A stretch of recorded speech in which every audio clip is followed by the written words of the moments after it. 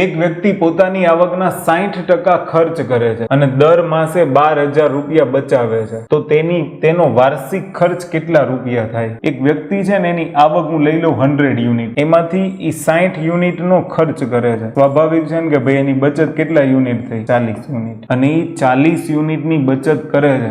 જો એ વાર્ષિક છે, ધ્યાનથી સાંભળજો. વ્યક્તિ પોતાની આવકના 60% ખર્ચ કરે છે અને દર માસે રૂપિયા 12,000 બચાવે છે. આપણે આને માસે જ લઈ લઈએ. 100 યુનિટ પ્રતિ માસ, એમાંથી 60 યુનિટ ખર્ચ કરી નાખે, 40 યુનિટ બચાવે અને એ 40 યુનિટ એટલે કેટલા આપ્યા છે? 12,000 પ્રતિ માસ આપ્યા છે.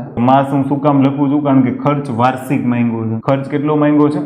વાર્ષિક. તો હવે તમે જુઓ કે 40 બચત હોય એના 12,000 પ્રતિ માસ, તો 0 કેન્સલ, 4 તેરી ને 12 એટલે 300 યુનિટ મળે. તો 1 યુનિટ બરાબર રૂપિયા 300 પ્રતિ માસ એની બચત થાય. જો એ 300 પ્રતિ માસ બચત કરતો હોય તો તમારી પાસે વાર્ષિક ખર્ચ માંગ્યો છે 1 યુનિટના 300, તો 60 યુનિટના કેટલા? તો 6 તેરીને 1800 અને પાછળ એક મીંડું એટલે રૂપિયા કેટલા આવશે? 18,000. પ્રતિ માસનો ખર્ચ થયો, પ્રતિ માસનો ખર્ચ. પણ અહીંયા તમારી પાસે વાર્ષિક ખર્ચ માંગ્યો છે એટલે 18,000 ગુણ્યા 12 કરવા પડે તમારે. 18,000 ગુણ્યા 12 કરશો ને તો 2,16,000 રૂપિયા જવાબ આવે.